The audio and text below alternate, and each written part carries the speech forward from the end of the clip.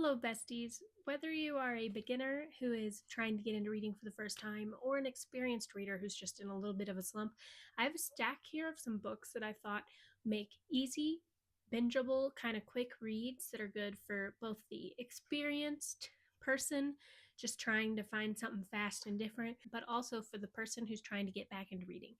Anywho, let's get into the books. I have broken these recommendations down into categories. This first category is going to be mystery thriller books. The first one I would recommend is If I Die Tonight by Alison Galen. Fun fact, this is actually the book that got me back into reading. I think this is a good recommendation because it's quick, it's multiple POV, and it kind of keeps you on your toes, and it's very bingeable. Next, we have Everyone in My Family is a Murder Suspect. Again, this book is just really quick. It's bingeable. It's hilarious. It had me laughing out loud. It's good for fans of Knives Out. And if you, by chance, as a child, ever read Confessions of a Murder Suspect by James Patterson, it gives similar vibes to that. Next, we've got A Good Girl's Guide to Murder by Holly Jackson. Honestly, though, I think you could read any Holly Jackson. My personal favorite is Five Survive, but I do think this one is the most bingeable. It has these chapters that are, let me see if I can find one. It's got lots of texts, which I find are always quicker to read, and then it also has chapters that are interviews from the podcast she's doing, so I think it makes it quick and bingeable. And then last for the thriller category, I have The Natural series by Jennifer Lynn Barnes. I think that this book is so quick and crazy, and it's so fun. It's technically a YA, so I think it reads really fast, but it's still crazy. Like, I, as an adult, was gasping. It's basically Criminal Minds, but they're teenagers. It's super cool, super fast, keeps you on your toes. All 4 books you could genuinely probably read in like a week or 2. Okay, my next category is romances. Again, these are just quick, bingeable. They'll have you giggling and kicking your feet. They're just really fun, and they're super fast-paced. First, we've got The Love Hypothesis by Ali Hazelwood. This is a fantastic time to read this book. It is about to be turned into a movie, so you can't go wrong with reading it now. But even if you don't care about the movie, this book is still so fun and so unique. It's kind of enemies to lovers, kind of. It's fake dating, and it's a STEM romance, if you couldn't tell by this cutesy little cover. But I think that this is one of Allie's best books, and it is, I think, her first book, so that's crazy. But yeah, really fun, really fast. Next, we have Ready or Not by Cara Bastone. This book or her newest one, Promise Me Sunshine, would both be really good picks. They're both just really quick, kind of bingeable reads. This book is a pregnancy trope, and I believe it's Best Friend's Brother. But I think that this one, because it's kind of like that timeline, like the story really only takes place over 9 months, it's really fast to binge, and it's really heartwarming. Like, it's just a feel-good romance. Next, I've got Part of Your World by Abby Jimenez. This is technically a slightly longer book, but I do think that the story in here moves really fast. The reason I'm recommending this one of Abby Jimenez's work is her trilogy that this is in is technically interconnected standalones, and I firmly believe that you should read them in their correct order. But I will say this one is still really cute. It's small town romance. It moves fast. It's fast paced. It's bingeable. What else can I say? I love Abby Jimenez. Next is one of my all-time favorite books to recommend to people. This is The Dead Romantics by Ashley Poston. This book is like relatively short. It's like just over 300 pages, but it deals with grief, and I think that the romance in this is really, really cute. I think that pretty much everybody should read it. Like I said, it deals with grief. I think that the way it talks about grief is really relatable and really beautiful, and I highly recommend this book. Like I said, it's one of my favorite to recommend to people. I think that most people will enjoy at least some aspect of it. It's got kind of like this family dynamic and a little bit of a mystery plot, kind of, that keeps this moving fast. And then it can't be a romance recommendation list without including my girl, Emily Henry. I included Beach Read on this list, but honestly, you could read any of her books. I think that Beach Read, though, would be a good one to start with because it is her first published work. But honestly, I feel like with Emily Henry, it'd be good to just Google what books are what, like tropes, and kind of pick them based off of that.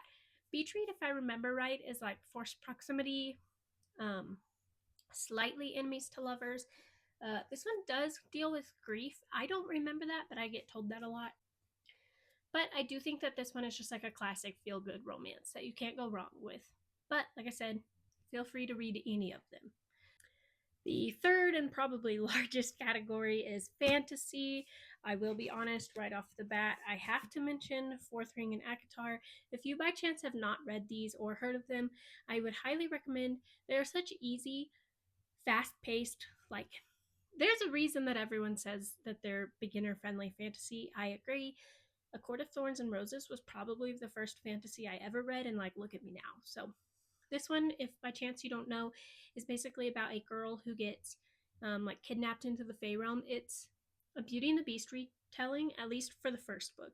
But there's 5 books. They all read so fast though, like they're drama filled, action packed, crazy. And then Fourth Wing is about like a girl who goes to school to be a dragon rider. And it again is really fast paced. It's really funny, surprisingly, and it's got a phenomenal cast of characters. I love reading about this cast of characters. But highly recommend Fourth Wing if you by chance have not read it yet. Along those lines, if somehow you have not read Harry Potter, this is my plea to please read these books. I know we don't support J.K. Rowling in this house, okay? But I believe with my whole heart that you could find Harry Potter at the library or at a used bookstore. And listen, these books are so good. When I tell you that they like fundamentally changed me as a person, I mean it. And you know what? I only read them like 2 years ago.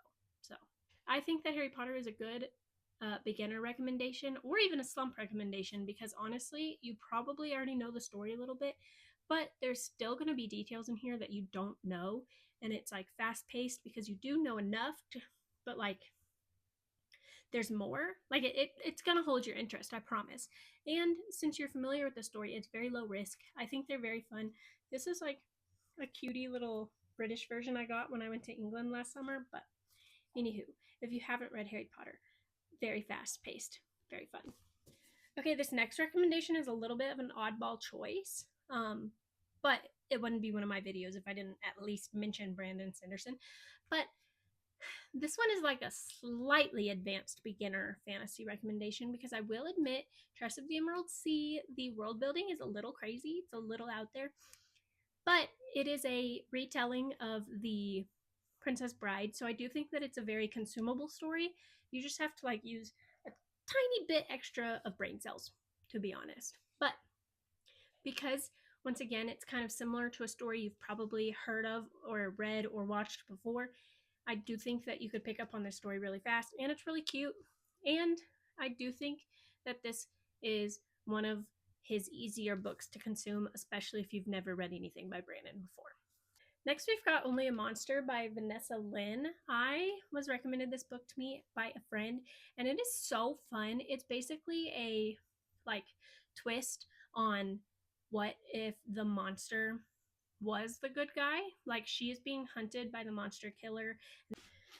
I'll be honest, my camera just ran out of storage, so I got to redo a couple of these clips. So if I shifted slightly or anything looks different, that's why.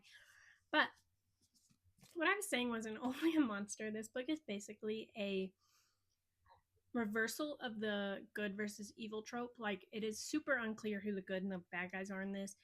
It is so unique. I love this story. It's really fun. It's very fast paced and different. And now is the perfect time to read it because the third book in this trilogy is about to get released here on August 27th, I believe. So better to start now than never, am I right? Okay, and then this book is more of a sci-fi than a fantasy, but I thought I'd include it in here. This is Dark Matter by Blake Crouch. This book basically explores what would happen if you found alternate timelines to your current life. It's really interesting. It's very thought-provoking, and it's a pretty short read. Last but not least, we have A Forgery of Roses by Jessica Olsen.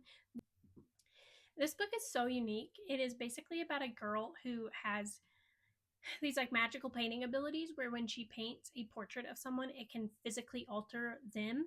So like if she painted a picture of me and she slightly changed my nose, it'd be like I got a physical, like a plastic surgery or something. And that puts her in a lot of danger. So this book explores what happens if the wrong people find out about your magical abilities. And it was so good. I've never seen anyone talk about this book. Highly recommend. Okay, and then this last category is more of my general fiction books. This is just, typical reads. But, anywho, the first book I would recommend is Never Let Me Go. I apologize, I don't know how to pronounce this author's name. I read this in high school, and it is one of those stories that has stuck with me this whole time. It's about a girl whose whole life is like very strict, and it's kind of like a dystopian novel. I can't tell you too much without spoiling it, but it is definitely worth the read. Again, it is relatively short. I think it is worth checking out. Also, there's a movie version of it, and I'm pretty sure Andrew Garfield is in it. Next, we've got The Measure by Nikki Ehrlich. I don't know how to pronounce her name either, but this book is basically about like the exploration of how would you live your life if you knew exactly when you were going to die. It is, I believe, a metaphor for COVID. And I thought this book was really thought provoking, and because of its thought provokingness, I believe it is a very fast read. Next, we've got Daisy Jones and the Six by Taylor Jenkins Reid. I love this book. The reason I recommend it, it is a phenomenal audiobook, and it has one of the best TV show adaptations of a book I have ever seen. Highly, highly, highly recommend. I obviously have a physical copy, but give the audiobook a listen. I swear it is worth it, even if you are not an audiobook girly or boy. I don't know who you are, but again, highly recommend. I think you could listen to this even at one time speed within like a couple hours. Well, it's probably 17 hours if I had to guess, but still, highly recommend. It is so fun. I love this book. Stevie Nicks loves this book. Next, we've got The Unmaking of June Farrow by Adrienne Young. Again, this is just a thought-provoking, kind of digestible read. It is about a girl who is cursed with time travel, and her whole family has been cursed with this like time travel problem. I think this book is so good. It is really, really, really, really good. I don't know what else to say about it. Basically, it's like magical realism. It's, I want to say, triple timeline. You learn so much about this main character. It's a really good character study. I think that it's just a fun and quick and easy and delicious read. I love this book, okay? I sobbed. So, read it. Last but not least, we have In 5 Years by Rebecca Cyril. I think that this is Rebecca Cyril's best work, if I'm being honest. It is basically about a girl. I'm trying to remember. I read this so long ago, if I'm being honest. If I remember right, it's basically about a girl who like sees the future, but she doesn't know the events leading up to it. And this takes a turn that you will not see coming. It was crazy. Again, it's really short. And I think, once again, this is kind of a theme, but I do think it's really thought provoking. I think it explores female friendship and sisterhood really well. And I do think it would be worth a read. I have a love hate relationship with this book, for sure. Anywho, that is all my recommendations. If you have any recommendations for books to get out of a reading slump or easy books to read as a beginner, someone who's just getting back into reading, let me know down in the comments. I would love to hear what you think about this topic. But thank you so much for watching. I really hope to catch you in the next one. I'll see you later.